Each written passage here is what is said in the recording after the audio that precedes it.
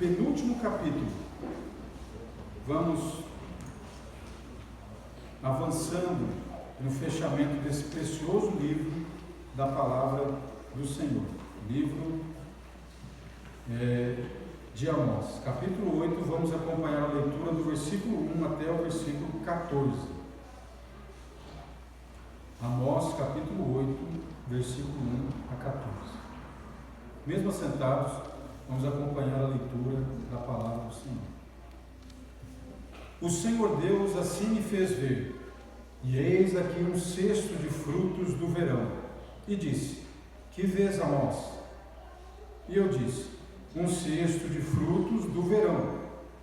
Então o Senhor me disse: chegou o fim sobre o meu povo Israel, nunca mais passarei por ele.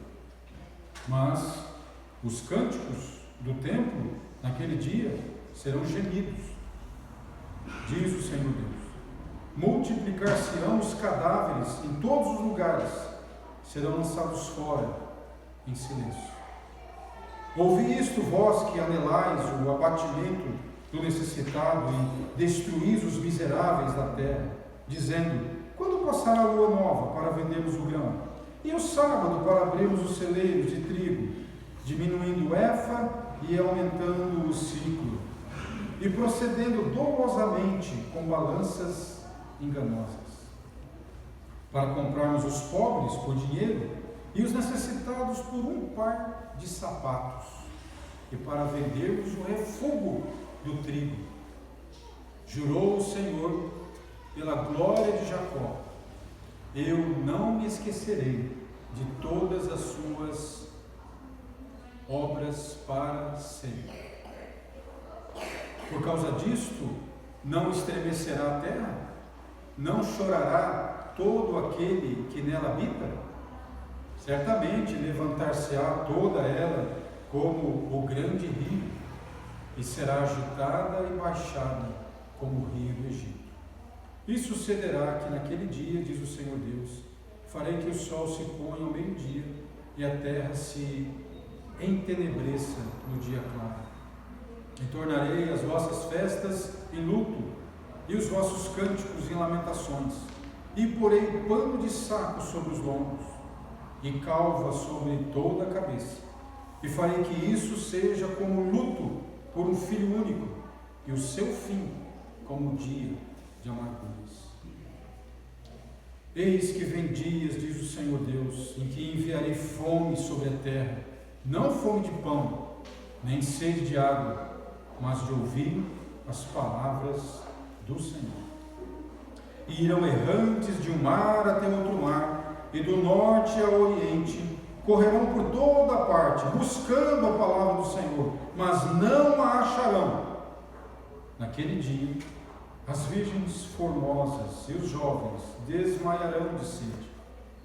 Os que juram pela culpa de Samaria, dizendo: vive o teu Deus, ó Dan, e vive o caminho de Berseba, estes mesmos cairão e não se levantarão mais.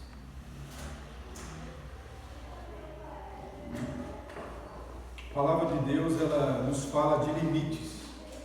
A palavra de Deus nos fala de situações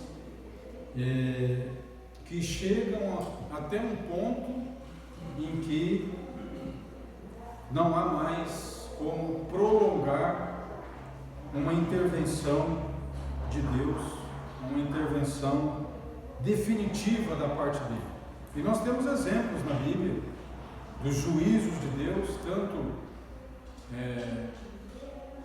envolvendo o mundo todo, né, as civilizações, como nações e também pessoas, casos em particulares, onde Deus intervém e é o fim para aquela pessoa, para aquela nação, para aquela era, para aquela época.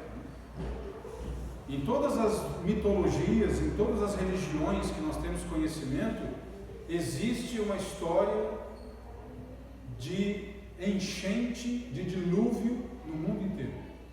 Desde as culturas dos sumérios até as culturas indígenas aqui da América do Sul, povos tão distantes, relatos de que houve um dilúvio, houve uma enchente colossal em que animais e homens morreram.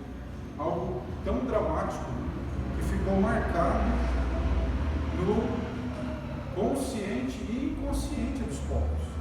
Essa intervenção em que nós temos de maneira mais clara no livro do Gênesis, né, o motivo, a corrupção e a violência a um nível insuportável. E agora nós estamos aqui ouvindo Amós falando de uma forma gravíssima sobre o povo escolhido de Deus, o povo de Israel. Muitos de vocês certamente têm a experiência, né, de cuidarem com muita atenção e saberem, né, do que envolve a manutenção de algo para que aquilo não se perca, aquilo não se venha a degenerar, não venha a perder o seu valor. O trabalho que dá, o cuidado de uma casa, o cuidado de uma parte de uma casa, o telhado de uma casa, a limpeza de uma casa, o cuidado de um carro, o cuidado de uma horta, de um jardim, assim por diante, sempre exige dedicação, tempo, zelo. E se a gente se descuidar, nós vamos perceber como essas coisas vão se perdendo. É impressionante. Estava limpando uns encanamentos, né, que pega a água da calha, e aí coloquei a mão, tirando terra, pedra, daqui a pouco alguma coisa volumosa, eu disse, nossa, será que entrou um saco plástico aqui? Eu puxei um sapo. Mas não é possível, o que você está fazendo? Joguei lá na rua, foi lá embora no meio do mato. O que está fazendo no encanamento? Podia morrer aqui, ficar cheirando mal, entupindo a calha. Mas aí o sábio Lucas me explicando, né, que o sol é tão quente, ele busca lugares úmidos, né, lugares ali mais refrescantes, né? Pois é, agora eu vou ter que pôr uma grade lá no cano na rua, ver algum outro lugar para esse ser, né, não descansar ali e acabar entupindo. Mas é assim, né, um monte de madeira que eu estava deixando secar para usar no fogão a lenha, fui separar uma baita de uma aranha triangular vermelha, até bonita, né, mas enorme, né? Quase me pica também, né? Tantas coisas, né, que vão se juntando e vão tomando lugar, e você tem que tomar certos cuidados, tem que tirar, tem que limpar, tem que evitar, tem que dar um jeito que aquilo não volte novamente, né? Tem um trevo ali perto da entrada para o bairro Operária, e aí eles colocaram um trem, uma locomotiva enorme de ferro, toda enferrujada, tem um outro vagão ali do lado, está escrito assim, Tereza Cristina, mas a locomotiva é enorme, enorme, toda enferrujada. Parei para dar uma olhada, eu gosto muito do trem, e olhei toneladas de ferro, como deixa chegar naquele ponto? Fiquei imaginando ela nova, bonita, brilhante, funcionando, toda colorida, mas agora, daquele jeito, como é que vai restaurar aquela locomotiva? Toda carcomida, toda suja, né? O profeta Amós está dizendo para a nação de Israel, orgulhosa nação de Israel, vocês chegaram a um ponto que não tem mais o que fazer. Não tem mais o que fazer. E essas ações drásticas de Deus, né, não é porque Deus estava abandonando, Deus não estava cuidando, não, era uma intervenção dramática, mas com vistas à restauração, com vistas a trazer aquele povo para perto do Deus vivo e verdadeiro, para um relacionamento pessoal, sem a religiosidade que criava um verniz, criava uma crosta, criava uma aparência, mas não mudava o coração. Então Deus já tinha mostrado para eles que Ele não suportava aquelas reuniões belas, chamativas, porque o coração daquele povo não exercitava, não viveu condizente com a aliança, condizente com a palavra. E essa maneira também dramática de Deus tratar com o seu povo, apontava e preparava para a vinda daquele incorruptível, daquele que não se deixaria em momento algum se afastar da meta, do objetivo principal, que é resgatar o ser humano, salvar o ser humano. Oscar Cullmann, um teólogo, ele trabalha alguns pontos importantes que nós podemos entender como centrais na mensagem da Bíblia de Gênesis e Apocalipse. Então, um ponto importante é o seguinte: o começo em Gênesis, criação, mas essa criação, ela tem a queda, ela se afasta de Deus. Apocalipse tem a nova criação. Nessa criação, Deus faz o mundo e faz a humanidade, que Ele quer conviver com ela, Ele quer revelar a sua glória, a sua alegria, o seu amor, a sua sabedoria, mas essa humanidade se corrompe. Deus, em sua graça, começa então a separar uma família, Abraão. Nele serão benditas todas as famílias da terra. Ele começa em Abraão a preparar então um povo para a vinda desse incorruptível, e esse povo recebe a missão sacerdotal de representar o ser humano diante de Deus e Deus diante do ser humano. Mas Israel, como nós acabamos de ver aqui, fracassa na sua vocação, fracassa na sua missão. E agora o que fazer? Esse fracasso de Israel é usado por Deus para preparar a vinda de Jesus. Então Jesus, ele divide o Antigo e o Novo Testamento. Esse Jesus começa a formar a igreja, a nova humanidade redimida. E agora o Espírito Santo está preparando ela para a nova criação. Olha só como esses grandes temas nos ajudam a organizar a mensagem dos profetas, dos apóstolos. Conecta o Antigo e o Novo Testamento. É por isso que é dramática esse juízo de Deus, parece extinção, parece aniquilação, mas nós vamos ver no capítulo 9 que ele termina com a promessa da restauração. E essa restauração vai acontecer nos termos do Novo Testamento. Mas vejam essa visão, né, que é dada ao profeta Amós. Simples, simples. Às vezes a gente ouve relatos de visões, de algumas experiências, né, ditas espirituais dos nossos dias, elas são tão confusas. Essa é bem simples, né? Um cesto de frutos do verão. Então diz o Senhor Deus que, assim como aqueles frutos estavam maduros, a nação estava madura para o julgamento. Ou seja, tinha chegado o tempo e agora o Senhor não passaria mais por isso.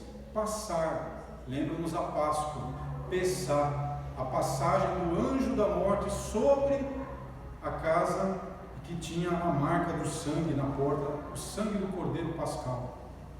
E agora o Senhor está dizendo que a nação chegou no ponto em que se exigia, né, o julgamento. E aí é um relato do profeta, né, de como seria esse momento dramático, né? Muitos mortos, principalmente, né, daquelas pessoas que se alegravam com a tristeza, com o abatimento das pessoas necessitadas. Nós vamos falando isso, né? A justiça social, né? Dizendo aquelas pessoas que viviam na opulência, viviam na exibição, no desperdício do seu dinheiro, que destruíam os miseráveis da terra, aquelas pessoas muito pobres, né? Aí Amós diz assim que quando eles participavam do culto, quando eles participavam das celebrações, sabe o que eles estavam pensando? Quando eles estavam naquelas grandes festas, todas feitas em honra ao Senhor, nominalmente ao Senhor, Deus revela para Amós o que estava no coração daquelas pessoas. E aquelas pessoas estavam pensando nos seus negócios. Elas estavam ali acompanhando a liturgia, os cânticos, leitura da palavra de Deus. E elas estavam pensando, veja lá no versículo 5, elas estavam pensando, quando é que esse culto vai acabar para a gente poder ir para casa, para a gente abrir a nossa loja e vender o nosso grão? E pior ainda, o texto vai dizer que eles estavam planejando como usar balanças com pesos diferentes, né? Então eles queriam vender menos por mais. Como é que você se sente quando você vai no supermercado, aí você pega uma embalagem de biscoito que você gosta, que você já consome desde que você é criança, e aí quando você olha na embalagem ela é mais fina. E aí você olha no peso, diminuiu, mas o preço não diminuiu. Você vai comprar ovos, a caixa tem menos ovos, mas o preço não diminuiu. Tudo bem que ali não está fazendo como aqui, né? Não está enganando, dizendo que tem mais ovos, mas é uma coisa, né? Você vai comprar um iogurte, parece suco. Como é que você se sente quando você vai comprar um leite condensado e você lê na embalagem que é feito de soro de leite? E quando você era adolescente, você comprava aquele leite condensado. Tem umas coisas que a gente tem que conviver, né?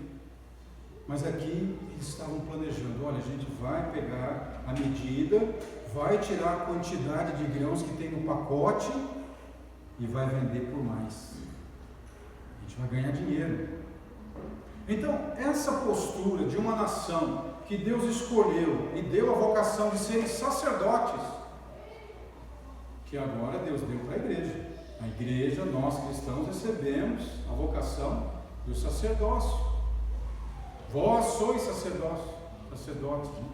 Ou seja, nós temos a missão de ensinar o reino de Deus, de viver a justiça do reino de Deus. Mas aí, se a igreja não vive de forma correspondente ao ensino do Evangelho, ela falha na sua vocação. E era o que Israel estava fazendo. As pessoas poderiam olhar e ver aquela desonestidade. É isso que indigna Jesus quando ele vai no pátio do templo, tem todas aquelas mesas do câmbio que se usava para a troca da moeda do templo, e aquilo era tudo uma negociação desonesta. Os animais, o culto era usado como pretexto para aquele tráfico de animais, aquela venda absurda, valores, coisas desse tipo. Então o Senhor Jesus faz um chicote de cordas e vai derrubando tudo aquilo.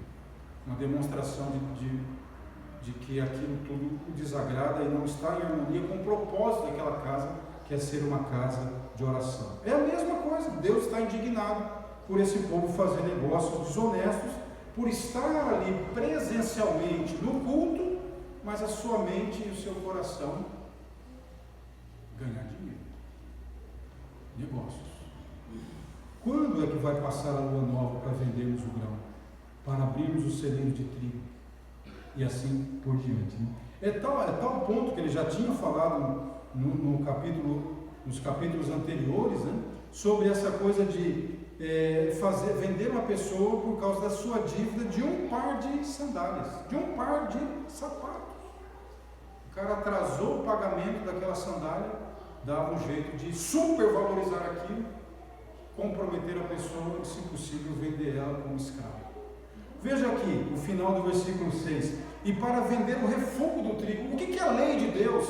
O que a aliança dizia? Que quando eles fossem colhendo e ficasse alguma coisa para trás, o que era para fazer com aquilo que ficasse para trás? Deixar para os pobres. É exatamente isso que Ruth vai fazer. Ela vai colher. E Boaz vai dizer, olha, não perturbe, porque sabia que como ela era estrangeira, eles poderiam ficar, dizer assim, não, os nossos mendigos israelitas podem, e estrangeiro não, moabita não. E Amós já dá Boaz já dá uma orientação ali. Mas era a lei, era diferente. O povo de Deus tem um viver diferente. Mas sabe o que eles estavam fazendo? Eles estavam tirando aquilo e vendendo. Então se tinha alguém pegando, ele, o que você está fazendo? Eu estou pegando aqui, a lei do Senhor diz que pode pegar. Não pode não. Se você pegar, você paga. É tanto. O cara não tem. Ele está pegando porque ele não tem. Ruth estava colhendo porque não tinha dinheiro para comprar. Ela pegou para ela e para Noemi.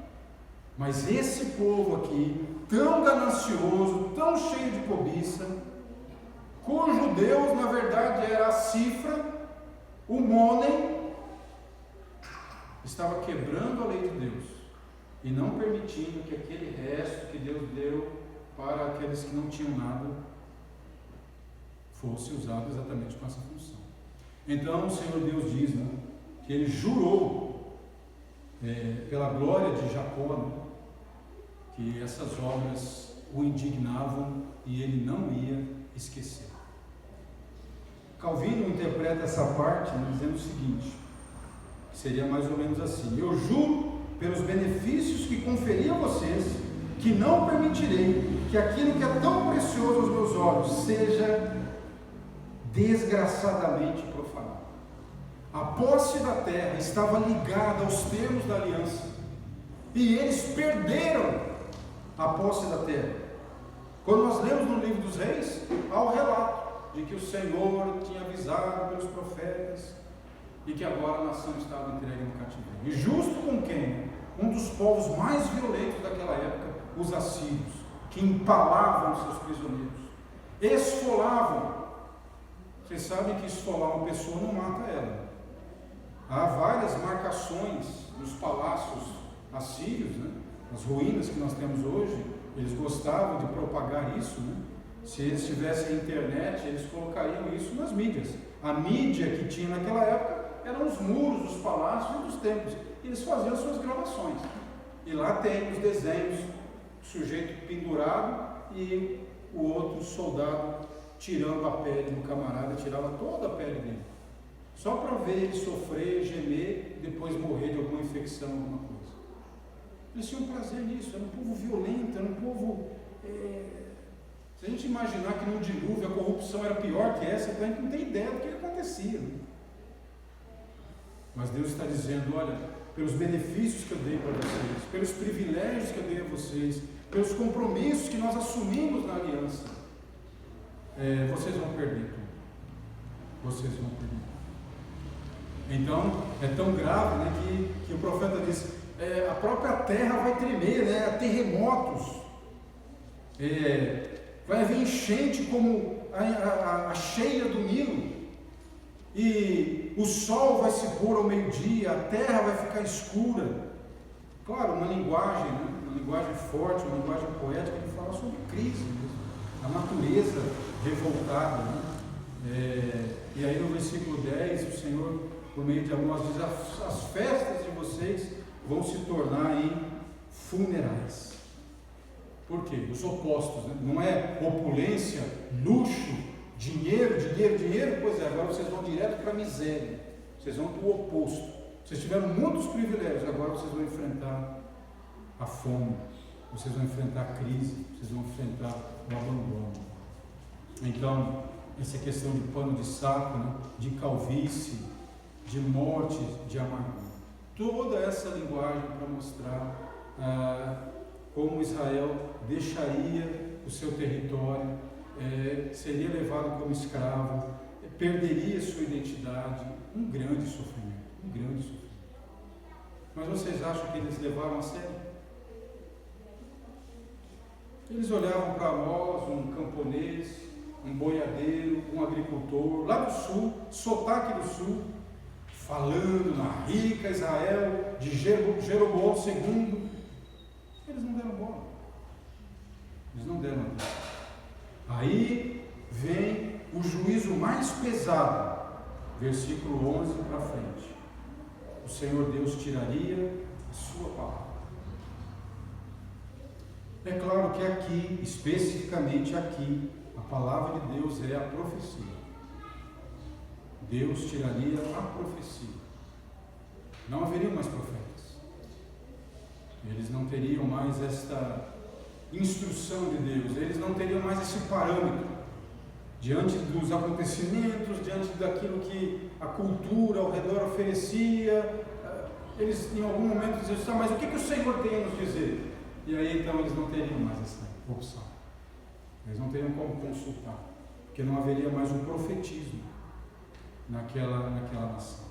Nós poderíamos pensar, por exemplo, o que acabou acontecendo com Judá também, quando eles são levados para o cativeiro babilônico, no retorno com Esdras, né? E também aquele povo renegando a mensagem do Senhor, do fim do período de Esdras até João Batista, o período interbíblico, são cerca de 400 anos. Nesses 400 anos não houve profecia, não houve a mensagem do Senhor. Mas nesse período se escreveu muito sobre a Bíblia. Talmud, Midrash, Kabbalah, vários livros apócrifos. Todos tentativas de trazer a palavra do Senhor. E não era a palavra do Senhor. Literatura, alguma coisa histórica, romance, ficção, mas não era. Mas se escreveu muito nesse período. De novo, quando Deus vem a falar, é um sujeito estranho, vestido de peles de camelo, lá no deserto, que come gafanhoto, que come mel. Que gente esquisita! Mas é um trovão no deserto. E a voz de Deus de novo. De novo. É por isso que aquele povo tem sede, é por isso que aquele povo tem fome. Não satisfaz o templo. Anás, Caifás, toda aquela beleza do templo construído por Herodes não satisfaz eles. Tem uma voz de Deus lá no deserto. Sai do centro de Jerusalém, vai para lá. E o que esse homem está dizendo? O Messias está chegando. A palavra viva de Deus está chegando. E ali, Deus está falando por meio de João Batista, ele está preparando, é como aqueles carros antigos, né, que a gente tinha que esquentar o motor, né, tipo um Opala que demorava para pegar, mas quando pegava... Então, Deus estava usando João Batista para preparar, para esquentar, até que veio Jesus. O verbo divino, agora sim, a palavra viva, junto ali, visível, podemos ser tocada. Então, nós vamos ver no capítulo 9 essa promessa. Mas para eles, para aquela geração, infelizmente, a palavra do Senhor estaria se distanciando. Nós temos alguns momentos na história, né, em que a palavra de Deus foi deturpada, foi colocada sobre cadeias, foi escondida. A reforma é um desses despertamentos. Chega um tempo que aquelas celebrações religiosas elaboradas, aquela hierarquia clerical, aquela coisa toda pesa, e o que se quer é a voz de Deus. Não é a tradição, não é a erudição, não é a cultura. Não é a beleza de um discurso, de uma oratória, uma homilética, com as suas regras de ornamentação e de eloquência, é a voz de Deus. E aí Deus começa a despertar. Os valdenses, John Wycliffe, John Hus, Jerônimo Savonarola, Lutero, Calvino, Beza, Melancton, e assim por diante. Pessoas que querem ouvir a palavra de Deus. E hoje, o que a gente pode dizer do lugar das Escrituras nas igrejas hoje? Qual que é o lugar das Escrituras? As pessoas, muitas vezes, preferem o emocional, o espetacular, estão atrás do sobrenatural, estão atrás do culto ao corpo. Às vezes você encontra mais crente na academia do que na reunião de oração. É bom cuidar da saúde, mas quantos estão ali realmente pela saúde? A palavra de Deus mesmo, a voz de Deus, ou apenas é um pretexto e depois é para se falar sobre prosperidade, sobre sucesso nisso, sucesso naquilo. Mas, em algum momento, também para essa geração, chegará um ponto em que a palavra do Senhor será tirada. E que o povo do Senhor, a presença do Espírito Santo, já terá completado a sua missão. E aqueles que, em pouco caso, faziam da palavra de Deus, porque sua cabeça, seus pensamentos, seu coração estavam em outro lugar, começarão a perceber que nada nesse mundo realmente mata a sede. Como diziam os puritanos, o que nós temos nesse mundo é água salgada. E a água salgada, quando se bebe, ela aumenta a sede. Ela não mata a sede. Deus condena todas essas injustiças, essas traquinagens, essas trapaças, porque no reino dele, ele não quer isso. No reino de Cristo, no governo de Cristo, na Nova Jerusalém, não vai haver essas coisas. Não vai haver miseráveis, não vai haver morador de rua, não vai haver acúmulos de poder e de recursos e de finanças, não vai haver. Nós teremos a alegria de viver sobre a justiça de Deus, sobre a abundância da sua graça e da sua misericórdia. Mas, ainda que nós não estejamos lá, nesse tempo, nesses dias, é preciso viver os mesmos valores do reino de Deus. É difícil. Às vezes, A gente passa prejuízo, passa raiva, porque a gente não concorda com certas coisas, mas para manter, né, a paz, para colaborar com a convivência na sociedade, a gente se submete, pagando coisas absurdas em cartório, pagando juros absurdos de banco, isso e aquilo, vendo nossos direitos sendo levados, mas sem apelar para a anarquia, usando dentro do possível os meios que a república, que a suposta democracia oferece, mas em que em muitos casos são ineficientes. Então, Deus é justamente contra isso, porque Ele tem um padrão de justiça. Jesus viveu esse padrão e nós somos chamados como igreja a perseguir, né, exatamente esse modelo. Não usar dessas trapaças, desses meios desonestos, né, duas medidas, pensando que já que todo mundo faz isso, porque nós também não podemos fazer. Sabendo que a maior fome e a maior sede de todas, né, sem dúvida, é não ter a palavra de Deus em nosso coração. Então, o Senhor não enviaria mais a sua voz profética, né, para esse povo que estava sendo condenado para o cativeiro. Lembra que tudo isso aqui está ligado à visão do prumo.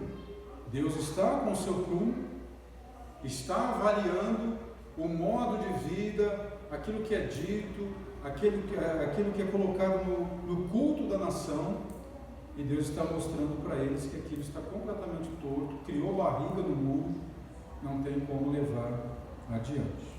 Então Deus, por meio da sua palavra, né, Ele nos coloca uma referência, mas Ele está falando tudo isso, né, também para que o povo saiba que aqueles que ouvirem, eles encontrarão o perdão. Eles estão avisados, eles estão alertados sobre aquilo que vai acontecer e por que vai acontecer. Nada é arbitrário, nada vem do nada, não há uma surpresa. Deus está dizendo claramente, vai acontecer e por que vai acontecer. Então, esse é o grande valor da credibilidade, né, da mensagem da palavra de Deus. Ali no versículo 14, né, existem algumas versões diferentes, algumas variações de tradução no versículo 14, né? Algumas colocam ali, em vez de a culpa de Samaria, colocam o nome de um deus assírio ou babilônico, né? Azerá ou Shamash. Então pode acontecer que Amós quis fazer um jogo de palavras, né, pela semelhança entre essas palavras, até para provocar Israel, né, mostrando que na verdade não era Yahvé, não era o Senhor Deus que eles estavam cultuando quando se reuniam naquelas festas, mas eram esses deuses pagãos, Azerá ou Shamash, né, deuses tanto assírios como deuses babilônicos. Então, se a sua versão traz isso, pode ser um jogo de palavras, há essa possibilidade também do entendimento desse texto, né? Mas a ideia é trabalhar o paganismo daquele povo que desagradava ao Senhor. E o mais triste, meus irmãos, como diz o versículo 13, né, é que aquela geração estava prejudicando a próxima. Naquele dia as virgens formosas e os jovens desmaiarão de sede. Então, toda a conduta, toda a prática, toda a mentalidade de uma igreja, de um grupo que se coloca como povo de Deus, né, se distanciando da palavra de Deus, o que eles vão deixar para a próxima geração? O que eles vão deixar para a próxima geração? Se nós formos pensar na Idade Média, né, a alta Idade Média, a baixa Idade Média, né, quantas coisas foram acrescentadas pela tradição que nós não encontramos como práticas do Novo Testamento, no livro de Atos principalmente, né, dos cristãos, dos primeiros cristãos, que tinham um culto simples, se reuniam, tinha ali um presbítero, tinha ali um diácono, tinha um irmão, uma irmã, faziam o trabalho, comunidades locais, nenhuma distinção hierárquica, missões, trabalhos, serviços diferentes, mas todos de igual valor, eram pares entre pares, mas aí com o tempo vai se havendo ali, né, as aproximações políticas, as aproximações com os bens que são oferecidos à igreja, e o que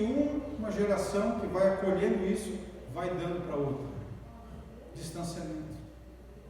Se não é a graça de Deus de pegar alguém dessa geração e despertar e trazer um avivamento, um despertamento espiritual e chamar para perto da palavra, a próxima geração também vai se contaminar e vai se distanciar, vai se perdendo, vai se ficando cada vez mais longe.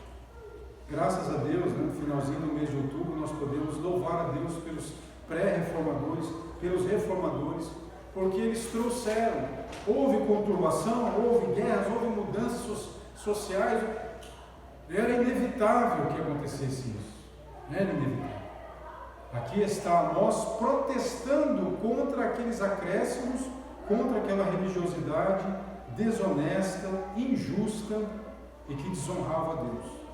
As mesmas coisas nossos irmãos do passado pagaram um alto preço por querer a voz de Deus, a palavra de Deus, a água da vida, e não aquela estrutura religiosa que conferia bens, lucro, né? Os cargos eram muito lucrativos. Calvino mesmo, seu pai, conseguiu para ele um cargo eclesiástico, né? Que era rentável, como era naquela época, comum, esse tipo de coisa, comum. Mas ele abriu mão disso para uma vida de perseguição, uma vida em que ele era amaldiçoado, foi excomungado, mas porque ele queria a palavra de Deus, ele queria a voz de Deus, né, no seu coração. Nós ainda temos uma Bíblia em nossas mãos? Nós ainda temos interesse por essa Bíblia? Nós temos um tempo dedicado a essa palavra? Hoje, quantas coisas estão se produzindo em nome da Bíblia? Quantos livros, devocionais, palestras, cursos, né? Mas quanto disso realmente está se mantendo dentro do que nós recebemos dos profetas e dos apóstolos? Cada vez novas versões ao gosto de freguês. Isso aqui me ofende, isso aqui me ofende. Vamos trocar essa narrativa, vamos trocar esse termo aqui, essas palavras, esses termos aqui não dá. Já vai ter uma edição, já vai ter uma nova versão que vai ser adequada. Qual a geração, os próximos que vão receber essa versão? O que eles vão ter para ler? No que eles vão acreditar?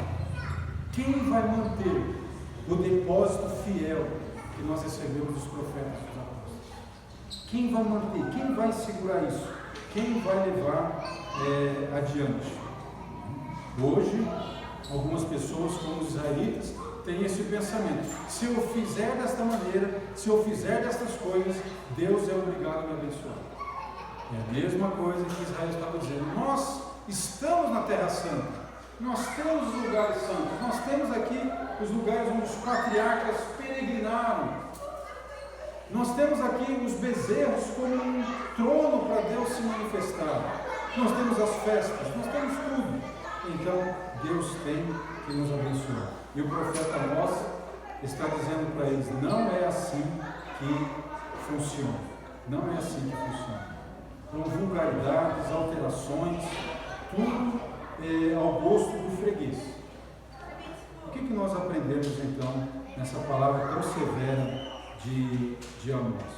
Como pastor, coloquei no grupo da igreja ali, querido pastor Charles Swindoll, tantos programas de rádio que eu ouvi de livros desse homem, livros, audiobooks, programas na BBN lá do Paraná, na Voz Cristã.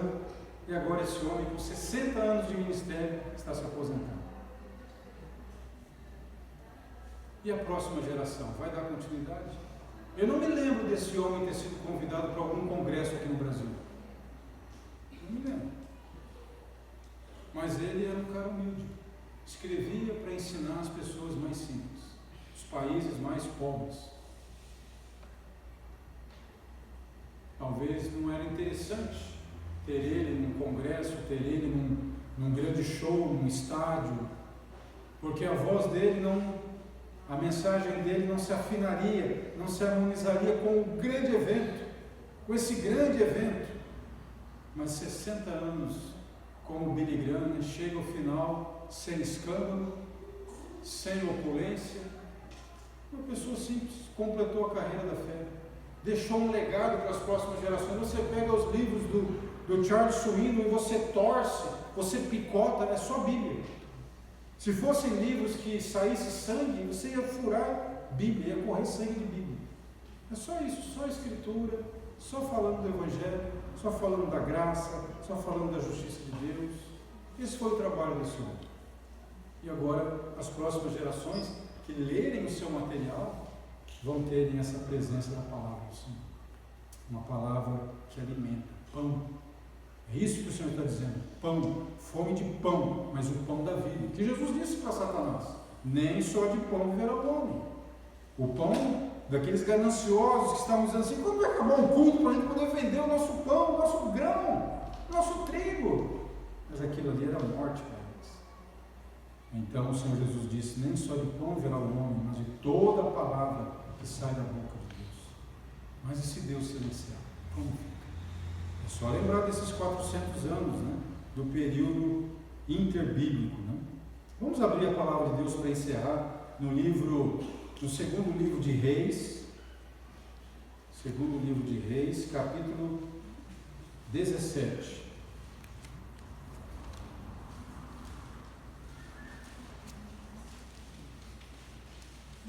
Vamos ler a partir do versículo 21.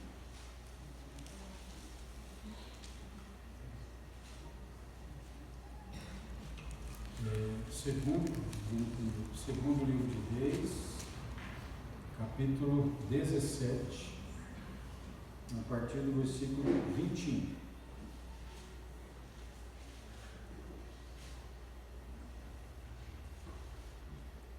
Diz assim a palavra do Senhor: